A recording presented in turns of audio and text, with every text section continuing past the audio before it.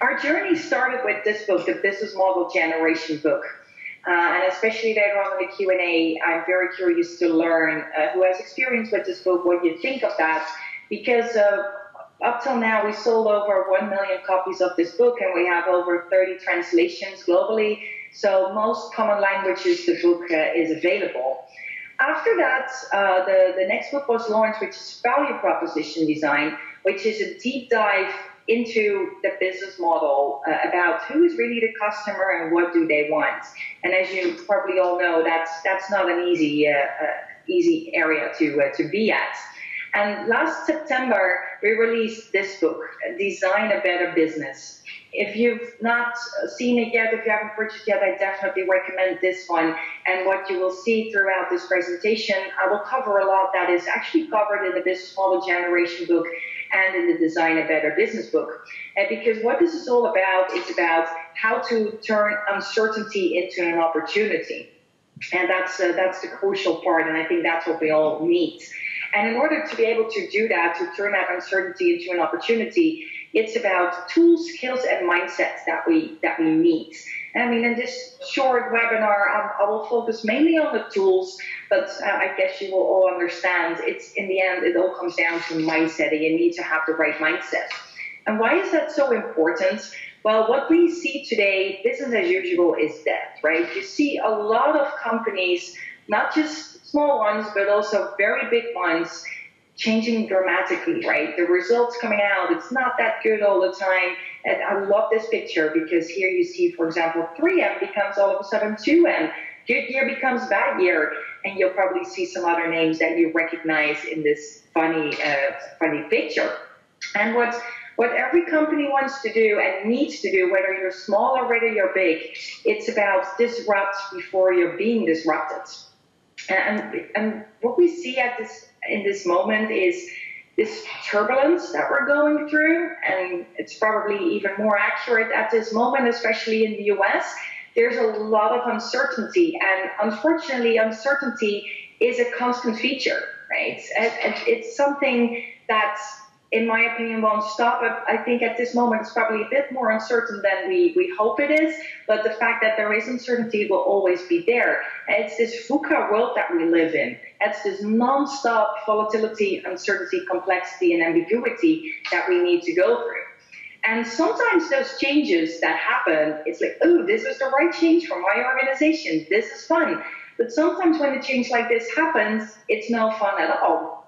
And what I see a lot in businesses, we just sort of, put our head in the sand, just don't look at it, just pretend the whole world is certain, but it's not, right? We need to understand that uncertainty is out there, right? And also in this whole book, The Design a Better Business, how can you embrace this uncertainty? How can you deal with that? Because what we used to do 20, 30 years ago, we were writing business plans.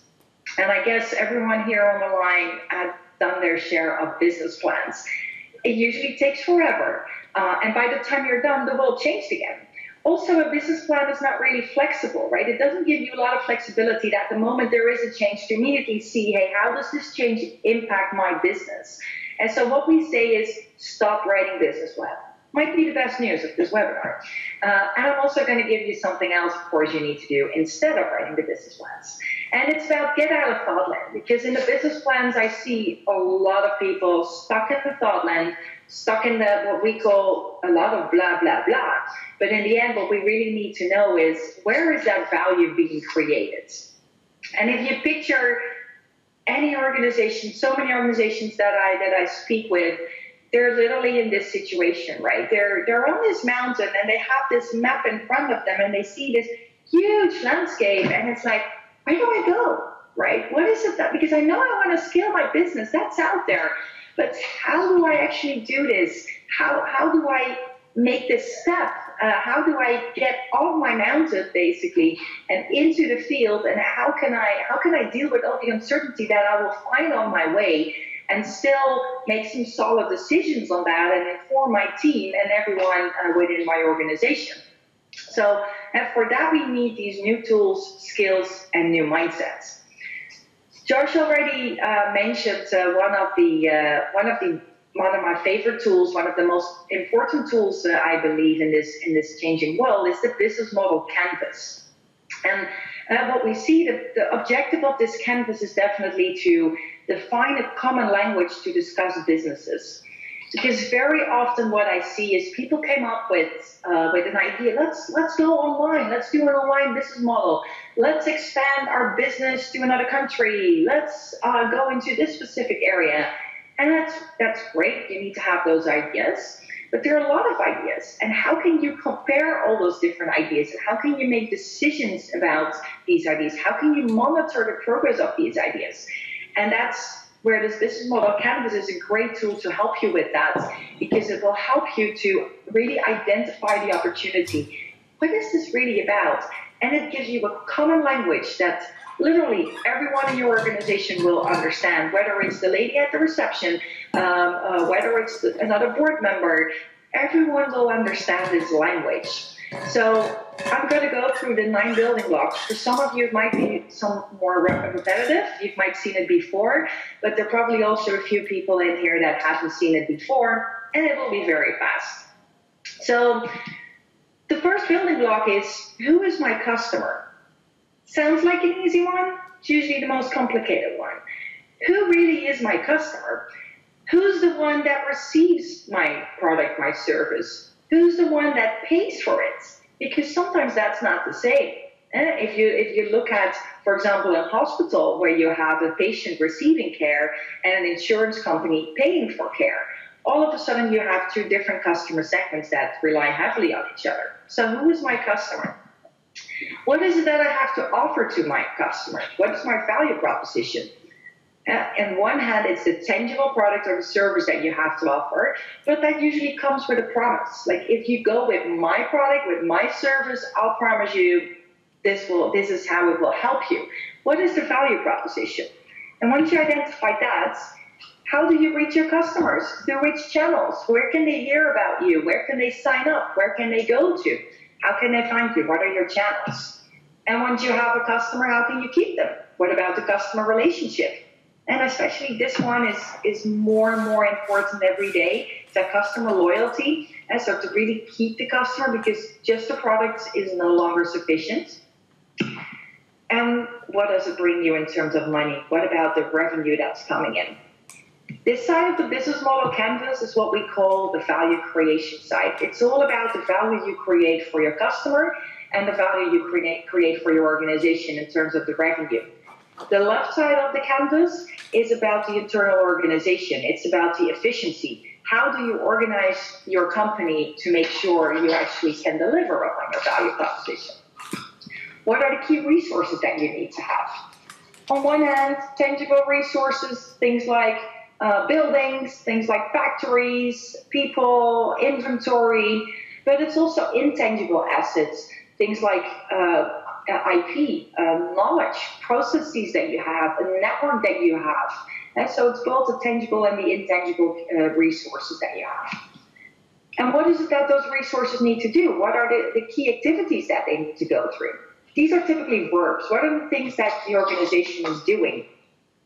And who are the partners? Because especially in this turbulent world, you cannot do everything on your own anymore. So who are really your crucial partners that you're working with that really can boost your value proposition? What is it that they can put in there? Bottom line, what are the costs? Well, it's been pretty fast and easy, right? The 9 building blocks to take you through. And what I really love about this is the fact that you can explain it in just 2-3 minutes. It's pretty fast. But also it brings this common language. And can you imagine, you've done your business model, you've plotted it out there, you looked at your current business model, and then someone is saying like, hey, I want to add an online channel to it. I want to go online with my business. So you put an extra sticky note in the channel bucket and you say online. Okay, well, you can put that little post-it in there, but what does that mean for all the other building blocks? What is changing? Are you reaching different customers because of that? Are you reaching out to another customer segment? Is your value proposition changing because you go online? Or is your revenue model changing because you go online? And if there's change on that side, what does it mean on the left side of the canvas? How do you need to change your resources? What are the activities you need to do different? Maybe you need to work with different partners. So that's how you can see how all these building blocks are basically moving panels, and they're all connected to each other. And that's, for me, the strength of this business model canvas, to quickly identify, if I say online, what does that mean? Right? Put the post-it in there. Immediately, everything starts to change. Okay, let's have a look at that. What does it, do I like it? Do I not like it? And you can actually have a conversation about that, but you will have the same common language. And I think if you look into an example, I just wanted to flesh out this one as one of my favorite visuals that my colleagues did, because you can do a business model on a post-it version. But if you really want to communicate it throughout your organization, you can also visualize your business model. And this is the example of a visualized model for Spotify. I guess most of you know Spotify. Pandora is another music service. Right now you even have Apple Music as well, so they're pretty similar business models. And what you see here in the middle in the value proposition, it's all about having access to music. And that's the real offering of Spotify. It's basically a large jukebox, right? It gives you access to everything. But that jukebox is also a platform for the advertisers. You see them on top of it. Yeah, all the advertisers are there. They can advertise on that platform. And on the right side with the customer segments, and you see the global music fans, and you see the advertisers as well. It's what we call a multi-sided platform, because there are two different customer segments in there. And what's interesting in the revenue model, there you see that there are ad fees, there are subscription fees, but also the fact that it's offered for free, because the basic subscription is a free subscription for the customers. It's offered for free. And that's actually been one of the successes for Spotify. I think it's a great example of a premium business model, where you offer a service for free, you build an extra layer around that, and you charge a premium for that. And so, just as an inspiration, I wanted to share this with you. I'll take a little bit of water. And so this is the business model canvas. Cool, you got your first tool. Now what, right? Because it's just a tool, and no tool is a holy grail. No tool on its own will all of a sudden give you the best business that you have, right? You need a little bit more than just one tool. So to share with you, I want to share how we look at the process of how you can really design this better business. What is it that you can do yourself? And because you can use this canvas for innovation, coming up with new ideas, but you also have a vision, right? You have a context, you have a wider strategy. How can you connect those items with each other? And what I understood from Josh is that you've all been working on your vision, and that you've been working on getting out some vision statements. What is really my vision for my organization? So I want to show you how you can make that connection. This is the process that we advise companies to take, and that's my advice to you today as well. Wherever you are in the life phase of your organization, whether you're just starting or you're already out there for 50 years or even longer, whether you're small or big, this process works. We've proven it a lot of times already with a lot of different industries, a lot of different organizations. The first step is always understand. Really make sure you understand what's going on. So in the middle, you see this business model canvas. That's the easy drawing of the business model canvas. What is your current business model? What is your business model today? It's a great exercise to get started, especially if you do it together with some colleagues. You will see people will have different views on it. What is my current business model? What are the strengths and the weaknesses that I see in the business model of today? On the right side, you see the context. What is happening in the world around me? What is happening for competition? What is happening in technology trends? What is happening in the political and economic situation? What's happening in the customer trends? What direction are they moving into? And so identify what it is that is important. Not just today, but maybe you have a look at a few years from now, like, where is this world moving to? Or what are the different scenarios that I'm going into? Have a good understanding about the context. The vision on the other side, I love that famous Alice in Wonderland quote, if you don't know where you are and you don't know where you're going, you will end up nowhere. And I think that's what this phase is about. It's about understand where you are, what's your current business model, and your vision. Where is it that you want to go? In here, I don't care that much yet about a beautiful vision that you can put on your website, about this great marketing slogan. I really mean here, do we understand what we mean? I mean, if we say we want to be the best, or we want to be the biggest, or we want to be the largest, that's all nice, but what does that really mean, right? Can we define a common language in that? You'll see this little visual up there. That's one of the tools that's in Design a Better Business as well. So that's a great example on how that can help you. Actually, that reminds me, Josh, I'll send the link to you after the webinar. We just published an article yesterday how the ING Bank used these tools, and especially the vision tool, how it helped them to really roll out their global strategy. I will send you the link of that blog post, so that might be interesting as a read for the audience here in the webinar as well. Good. I'll share that afterwards. So that's about understand, do I know where I am? And I mean, if you look into a business plan, typically that's what you do, right? You look into that. And then a lot of people come up with this vision and they basically want to go straight into implementation. But yeah, that's not really how it works, right? And as you can see, there's a gap in between. So what is it that you need to do in between? Well, the first thing that we see is the innovation side. And what really is crucial here is you explore your options. You explore multiple options. And you see on the right multiple business model canvases.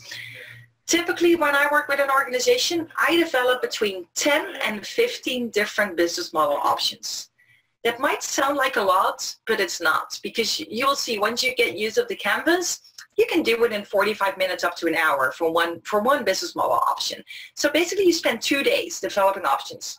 Doesn't sound that bad, right, to define the future of your company.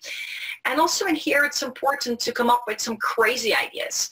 Ideas that might sound stupid on a piece of paper, but they really can give very interesting insights. To give you an example, we were working for a pharmaceutical company, and we were developing business model options. We were right at that stage, innovate. And I said to one of the teams, you will explore the business model. What if you would stop selling drugs? The CEO was in the room. He got up and he said, I don't think you understand our business. 100% of our revenue comes from the sales of drugs.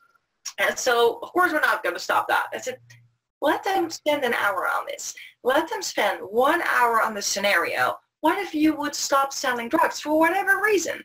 Just 1 hour. The team did that, got a huge headache. We helped them a little. And then they figured out, okay, in our key resources, we have so much knowledge about these diseases. We have so much knowledge about the doctors, the hospitals, insurance companies, patients in there. What if we could package that knowledge and turn that knowledge into a value proposition? And if that's our value proposition, who could become our customer? And there you see, slowly the new business model started to appear. And when we landed back on Earth, because we went a little bit into space, you need to land back on Earth as well. And what the team said is like, of course we're not going to stop selling drugs, of course not. But this new thing that we hear developed, it's actually really interesting. And in real life, that's what I in the end actually implemented. So don't be afraid to come up with crazy ideas and really explore your options. So use different techniques. Also in the Design a Better Business book, there's a lot of background on all these different techniques, a lot of examples in there that will help you to get started to develop your options. And then the next step is validate. The lean startup. I think what you mentioned, Josh, the team has been reading a lot into that as well. It's been one of the areas you've been working on with the whole team. This is crucial because that business model option that you did on paper, it's still full of assumptions, right? It's professional assumptions. Yes, we're professionals, but it's still assumptions. So you need to get out of the building and you need to start to test your assumptions. Test it with your customers, your channels. You also need to test what we call backstage. And so the partners, the resources, the capabilities. And we talk about front stage and backstage testing. That is important. And only after that you make a decision into, okay, this is what I'm going to implement. A question I often get, so I'm already answering it just in case you might have it later on, is like, how long does it take to go through a process like this? I see on average about 3 months. And just so you don't need to spend years on this. And the first, understand and innovate, you can do that fairly quickly. Validate, that's time consuming because you need to get out of the building and you need to have those conversations. Implement, that's of course the moment when you start to build your prototypes and get out there live, just as a background. This is a very linear process. And we call these the minimum strategic conversations that you need to have with a team when you develop new strategies. But it's never a linear process, right? You know that. We talked about uncertainty. There are a lot of things are happening. So what it really looks like, it's more like this. It's this roller coaster, right? But if I show you this picture to begin with, it's too overwhelming. So we like to put it there linear, because you start with like, where am I? Understanding of the current position. I need to understand my current customers. Then I have some ideas. I catch business models, and then I go to another few loops, right, to understand and validate what is that I actually have. I start to set up some experiments, and I continue my validated learning. So you see, it's a huge roller coaster that you need to go through, but you can do this fast. And with some use of tools, it helps you to stay on top of it, to keep it visual for everyone that's working on the team, to know where you are, and to understand that once you've done a validation, when you go back to your own war room, that's how we typically call these settings, and you can see, well, this is what I've learned. Hey, these were the business models. How do they change based upon my validated learning? What did I learn, and what is next? So that's a bit about the process. Josh, do we still have time to go through an example? 100%, please. All right, because talking about a process is nice, right, and it helps you, but it might help as well to go through an example of an organization that we work with. It's called Bavin. Bavin is an organization, and this is their product that you see up here, right? So they do all these plastic pipes. And what you see with Bavin, their CFO, they had a question. They saw in Turkey the business wasn't doing that well, so they're like, we need to find a solution. How can we boost Turkey, basically? How can we have a better business in Turkey? So he went to his team and said, like, hey guys, can you develop a plan? So the team, worked on a plan and came up with, you know what? We need to build a factory. We need to build a factory, X million dollars to put in there. That will boost our business in Turkey. They reached out to us, and they said, like, can you help us to develop the business model for that factory? I said, sure, no problem. So we went to Turkey together with the headquarters team and the local team, of course, in Turkey, and we basically really focused in on the question, who is really our customer and what is their problem? What is the thing that we need to figure out? So we took them through those phases. We first did the understand phase, understanding what is the current model, the context, the vision, what's happening. And we started to develop a couple of new ideas, new business model options, and I'm going to share them with you. One was, let's go online, right? Wherever you are, you can just order it on your mobile, and you can just get all the materials delivered right at the location where you want it to be, and it will be delivered on time at the construction site, because it's a lot of construction material, as you can imagine. Cool idea. Another one was, let's do 3D printing, right? Because it's a huge trend. If you look around you in the context, a lot is happening on 3D printing, so it's basically your factory on demand. Might be an option.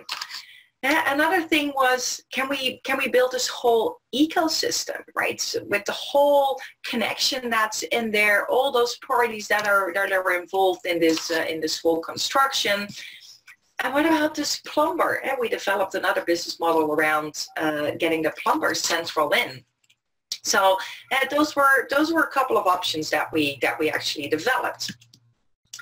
Which one do you prefer? If you think about that just shortly, for your own imagination, like if you're in charge of this company, you came up with 4 options. I mean, I like them all. It's like, they're cool. They just, when I look at them, like, yeah, sounds feasible, right? Sounds something that we could do.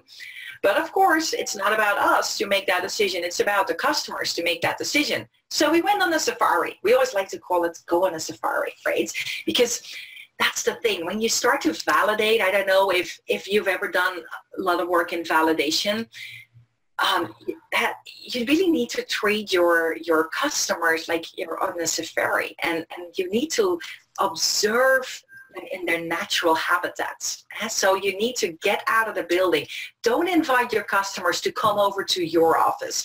The minute you do that, they'll start to behave different. It really is. But think about yourself. If you're in your own environment, you show different behavior than when you're at another person's environment. That's just a fact. So when you get out of the building, make sure you go to their location. Go to their natural location. Don't invite them over to you.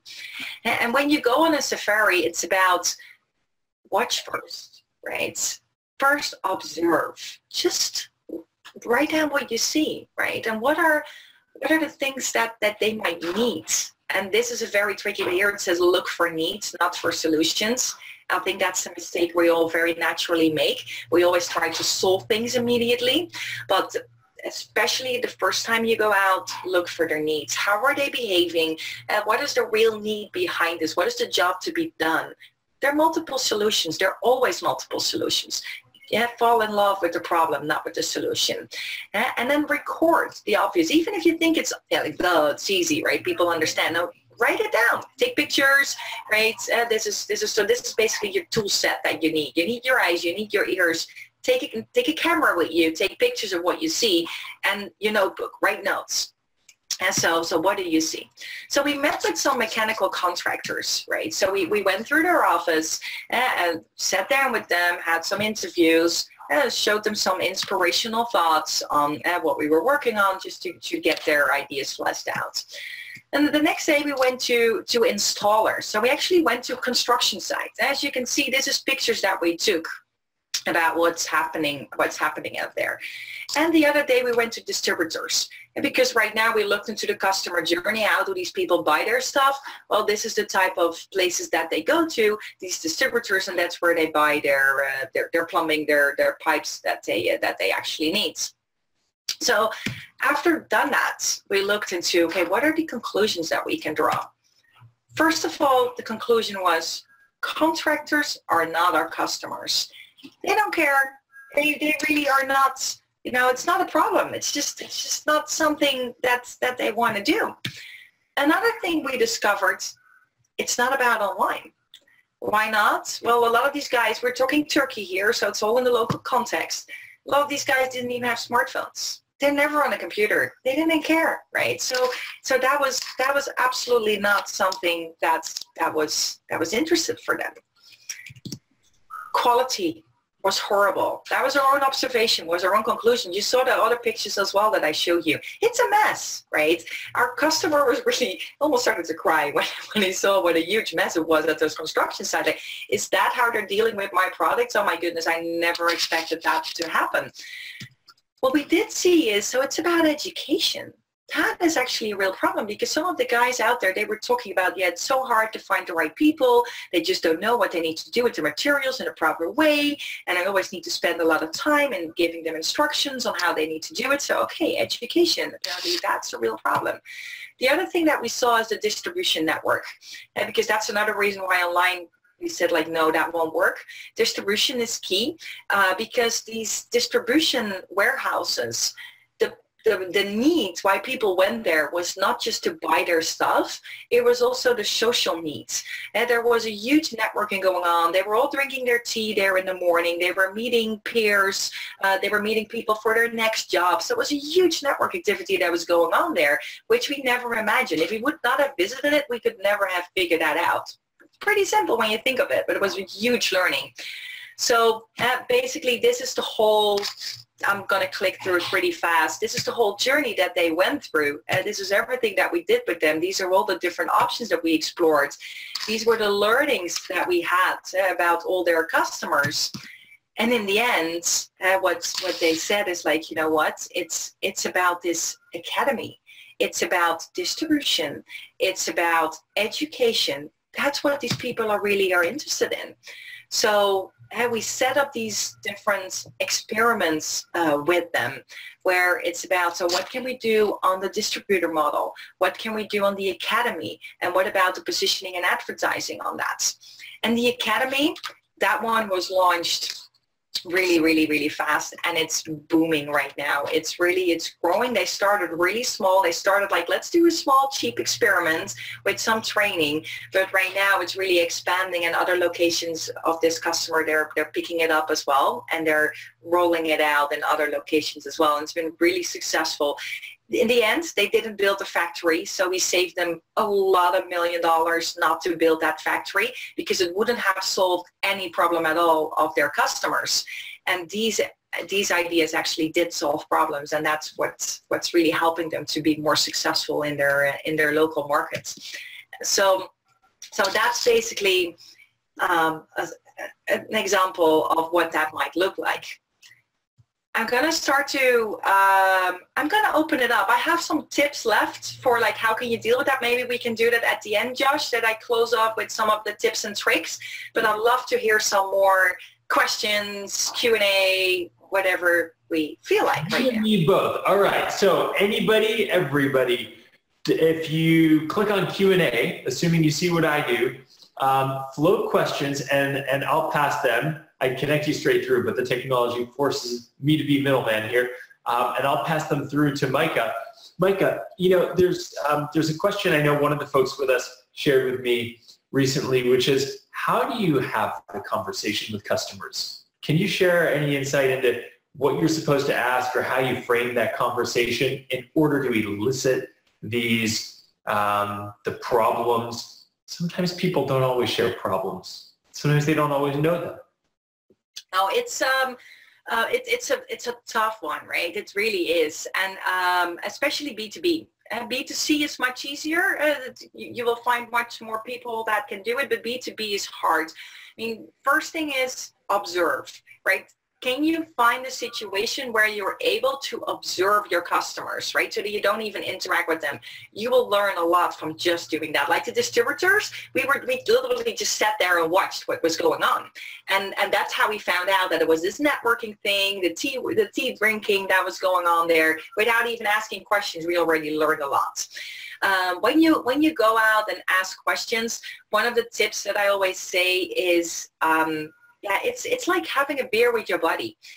It's really, can you get to the level of that conversation? Because if you have a beer with your friends, you're really interested in what's driving your friend and what's going on. Like, what's he doing? What's he up to? You're not trying to sell anything to your friends, right? It's just your friend, and you're just generally interested in him. And I think that mindset really helps them. Don't talk about solutions, right? Don't talk about it yet, especially not in the beginning. You don't care, right? Really try to figure out what their challenges are, what their needs are, or problems, maybe even that they have. Does that help a little? It absolutely does. And just to drive it home in what might seem even an infantilizing way, what are some of the questions? Like, what are some of the actual things you would say? And they'll obviously range situation to situation, and some of it isn't saying at all. It's observing, like you say. But to the extent you can share any examples, what are some of those questions? Well, what are your problems, right? So that would be one. What are the biggest problems you're facing? Yes, and that is, you will be surprised, it's not many people ask that question. It's a very simple question. Like, I just had it in another meeting this morning, actually. He said, hey, we're just at the start of this new year. What do you see as your main challenges for this year? Or what are the things that you would like to achieve? What are your aspirations for this year, right? What would make you, what is something cool that you look forward to do? And so you really get to understand them. And that's, of course, is more in the beginning, and try to keep it as broad as possible. Don't try to narrow that person down to your specific area that you're at, because you want to understand the problem that you're trying to solve. Where is that problem on the scale of all his problems, right? Because he might identify your solution as being attached to one of his problems, but if that problem is at the bottom of his list, the likelihood that he will actually do something about it is probably very small. So you want to understand what are his other problems, and sort of my problem area, how does that relate to all the other things that this guy has going on? Maybe he's or she is not the right person to have this conversation with. Maybe there's a person that's much more targeted into that problem area. Who knows? And so try to understand that, because if you just ask someone like, hey, do you ever encounter this problem? And they say, oh yeah, I do. Now, what do you think about this solution? Oh yeah, that might work, right? That's sort of what human beings do. And they try to be nice to you. But if you think about yourself as well, if there are like this many other problems, no way you're going to solve this little tiny problem. You're not going to spend any time on that right now, right? So try to get an understanding of that as well. Now let's say you propose a solution. How do you get an honest read on their receptivity to it? Yeah, because your customers are building something people don't want just because someone was being nice. Yeah, your customers lie, right? I love that book, The Mom Test. I don't know if you have that on the list. Mom Test, read it. It's good. And that basically is about your customers lie to you. And they don't do it on purpose, right? It's just social behavior. So what is really good is to do some follow-up tests. What is also really good is do some ABC testing, right? So have multiple options present. That will already give you a much better opinion, instead of just saying like, hey, I have this thing for you. Do you like it, right? Or do you want to have them different color? But see, like, okay, what if you bring up different solutions? Where does he go for? Because you're not yet, you're testing, you're defining you're verifying your assumptions. So you don't need to have an answer yet. You're not selling a solution. You honestly want to get their opinion. So present 3 options. Even if you think the other 2 are crap, doesn't matter. Get his opinion on it. Yeah. How do you balance talking to customers versus talking to prospects? Plenty of both? More of one? Yeah, define the purpose of it. I mean, if I do, because I do sales as well, of course. So if I go out for a sales meeting, of course, you're always trying to test some of your assumptions, right? But you do that in the daily course of your business, because when you do the sales, I am more focusing on the proven concept, so to say, the method that already works, the value proposition that's already out there.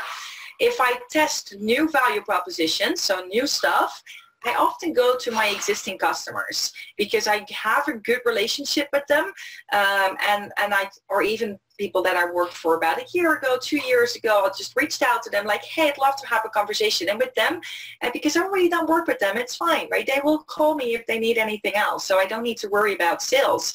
I can honestly just ask for their opinion and their problems and what they're working on.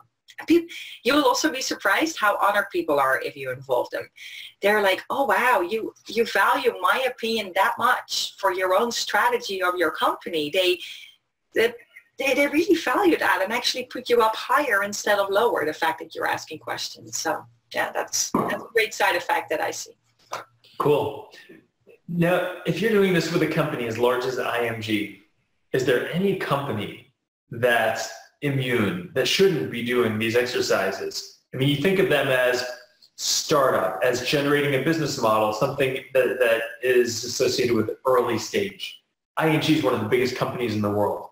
So does it stand to reason every company should be doing this? Every company should be doing this. Absolutely. I cannot think of one exception that should not do something like this. I'm thinking and of course, I think what is crucial as well is to balance it out, because your customer also sometimes doesn't know what they want, right? Look at Apple.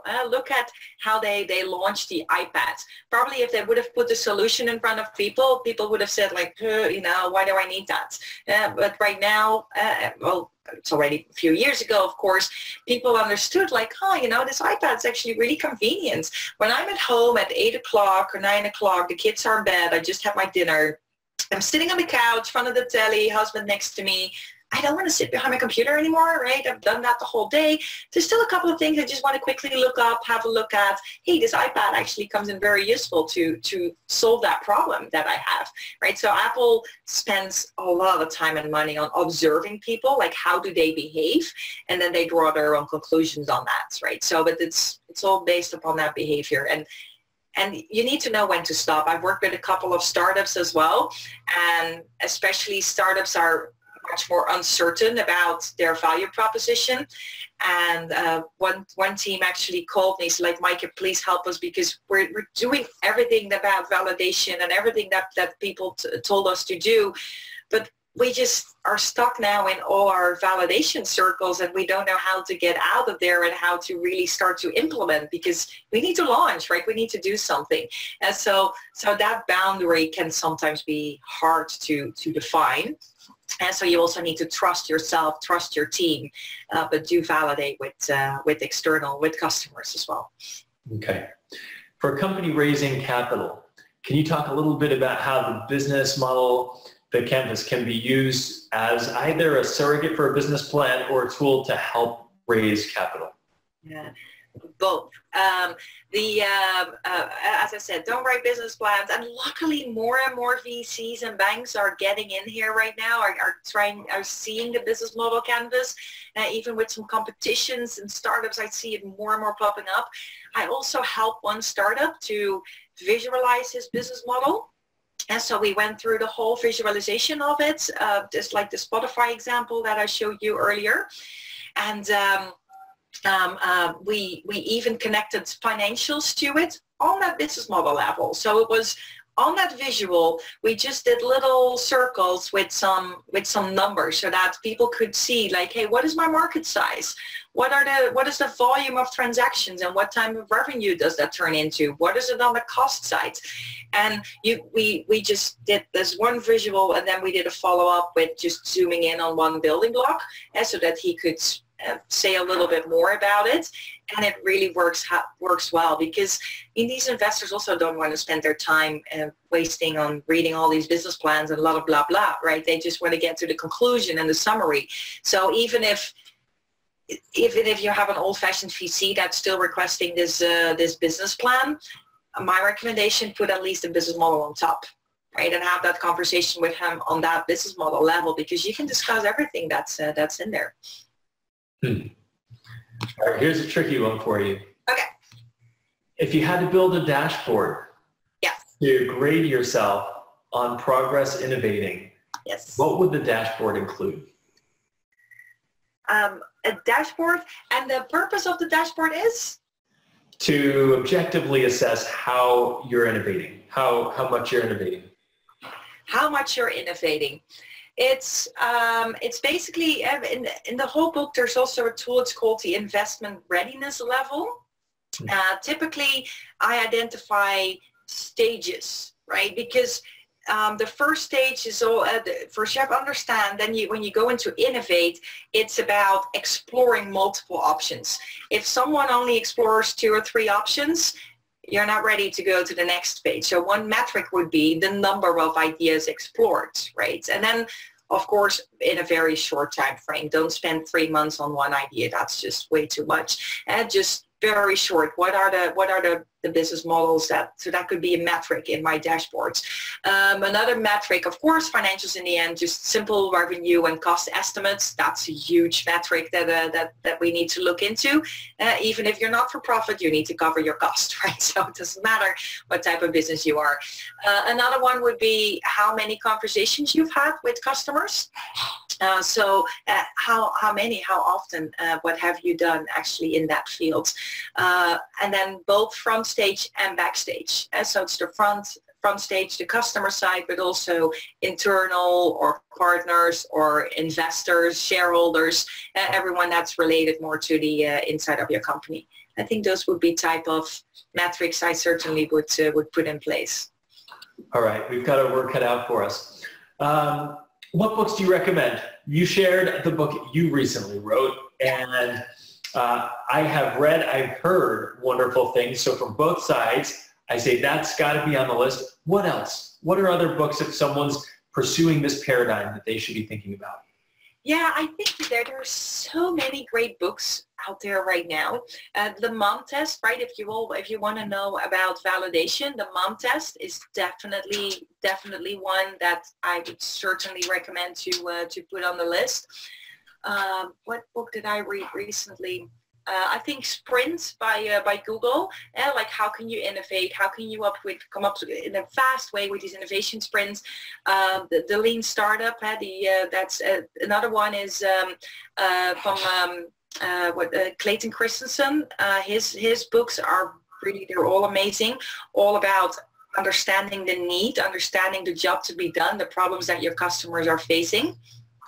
Yeah, so many good books. Fantastic. One every month. One every month. Yeah. We're busy innovating, but we have to take a break between being the actor and being the spectator and thinking, reflecting. Okay, let's dive back into insights, tips, whatever it is you had kind of top of mind. Yes. Okay. So shall I just share my my screen with you? It's not being shared right now, is it? No, it's not. Share screen. There we go. Share screen. And because we've worked with so many organizations, so it was more like, hey, how do we? What are the tips that I really want to give to everyone? Is always start with the as is. A lot of people are anxious to get into innovate and to get into the new stuff. Make sure you nail the as is situation as well. Just do it with Post-its, right? It really works. Don't do it on a piece of paper, scribble on it. Just do it on the wall. Post-its works best. Number 2, don't do it alone. And I think that's another really valuable tip. Work in teams. And if you are a small startup, even if you're just on your own, right, and you just have your idea started, involve friends, because you will only have your own perspective, and it will really help you to have that strategic conversation with your team on it. So work together with your colleagues. Learn from other business models. I think that's a very interesting one as well. We call it fresh watching as a technique to innovate. And so learn from other models. Have a look at the different business models that are out there. Look at Nespresso, Uber, Lego, EasyJet, but it doesn't matter which one. Preferably pick business models not within your industry. You will be surprised how much you can learn from other industries because they have a different context, but there are snippets in there that you can take and you can learn from. Number 4, apply patterns. If you look around you, you see a lot of business model patterns, like the Uber business model. It's called multi-sided platform. You can call it Uber pattern. That works as well. What if I would become the Uber in my industry? That's a pattern. The freemium model that we discussed about Spotify. What can you offer for free? Where can you ask for premium? The long tail, right? There are plenty of patterns out there in business models. Which ones are out there, and just apply it to your model. What do you get? What kind of interesting insights do you get out of there? Number 5, really think as a designer. Do not rely on one model. Build your business model prototypes as well, right? Build multiple. Really, the single right solution does not exist. You need to build multiple business model options. And in the past, we could do that. The future, it's all about generating your options and being fast on that. Number 6, visit the future. That's the whole scenario planning that's out there, right? So what can you do because we're here right now in 2017, what will the world look like in 2020? What can be a business model when I'm there, or 2025, right? It will give you so many insights to every now and then step out of today, look into the future, come up with a business model for that future. Number 7, my favorite, right? Show me the money. Make sure you can show the money within your business model, because I even had it recently, a large organization, we were in love with a business model option. And then immediately, just in half an hour, 45 minutes, we were adding the financials to that model. And we just couldn't make it work. We loved the idea, but financially we couldn't get there. It just didn't make any sense at all, right? So if you cannot even show money on a piece of paper, you certainly won't be able to show the money in real life, right? So show me the money, do it as early as you can. Drawing is the new writing. Think and work visually. I showed you the business model of Spotify, but also just working on a wall with Post-its, work visually. It will really help you to be more agile and to speed up the whole thinking process for everyone and to share it with everyone. It's much, much better than words. Number 9, don't rely on your assumptions, right? This is what is the job you get done, and it's about get out of the building. Get out of the building and really understand who your customers are. And then the last one, just do it, right? I mean, just do it. Stop writing business plans. Use the business model canvas as a tip, right? With that, I hope I sort of helped you a little to fall in love with the canvas, because I am, and also to have you as Supermans, superheroes flying around and conquer the world with your business model attached to it. Awesome. I think you have in spades. Can we swing a couple more questions by you? Of course. Okay. Is there a repository of business models or some profile of many different companies so we can easily, without being investigators, see business models? Yeah, it's interesting. There are a few sources out there, not always the best quality. We've actually been playing ourselves as well. Do we just need to build a database? But of course, most of the models that we create, they're all under NDA, right? So we cannot share that with the wider public. So I will share a couple of links, but there's not that many out there, unfortunately. It's interesting. It's like an objective. It's a simplified way of evaluating a business. And I think of reading through these long Harvard Business Review cases back in business school. And ultimately, it would be so helpful to distill them down to this model. So it would be interesting to create kind of like a Cliff Notes version of some of these cases that are out there. Right? Like a wiki where people can just contribute, because I don't think we need to overcomplicate it. But yeah. Would be interesting. Yes. Give me one moment. Okay. Someone's mentioning business model canvas has several models described. Right. Okay. So it's in the business model canvas book. That's one place. I'm thinking of a member of ours who is interested in innovating in his industry, but feels like he's spinning his wheels. And he heads the association for his industry. I feel like what you just shared with us would be good for associations, because entrepreneurs often don't appreciate they have so much tunnel vision, or there's so much inertial force driving them, they don't step outside. But heads of associations, as he's been sharing with me, that's what they're responsible for. So people in the industry, they feel like the industry is successful because the industry is $35 billion, but he actually knows the industry should be $100 billion, maybe a little north of that. So when he holds the next industry meeting, you should be there. And that's one person I'd actually like to connect you with. But I think more broadly, heads of associations should be sharing this with their industries to expand what's possible. Absolutely. And I think what I luckily see more and more, because I'm personally not a big believer of IP as such, right? I believe much more in open source. And indeed, especially with challenges like that, like, okay, we're in the 35 billion market right now. However, the total market could be 3 times as big. You will never get there just on your own with your own company. You need to work together with the other players in the arena and to make the total market size bigger. And so co-creation is a huge thing, and having a common language like this, because we spend a lot of as smart cities, for example. I think that's another one of these big initiatives where a lot of different players are involved, and we spend definitely quite some time with all over the world with parties that, like, how can we really do this smart cities, and how can we create a business model for all of us individual players, but in the end for this larger marketplace that's out there, right? What can we do so it works really, really well to cooperate with each other, to co-create with a system like this?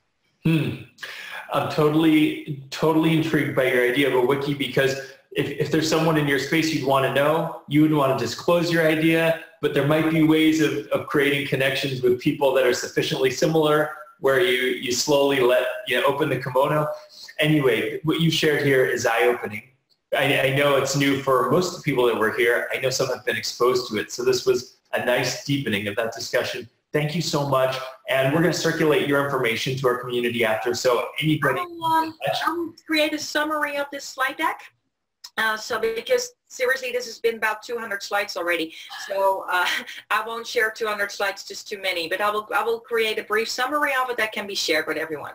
Okay, fantastic. Maaike, tremendous thanks to you. It's awesome to connect with you. I look forward to being in touch, and hopefully you can continue helping our community as people are in touch. Have a wonderful beginning to the year, and be well. To you and your team, thank you. Thank you. See you later, Josh. Bye-bye. All the best. Bye, everyone. Take care.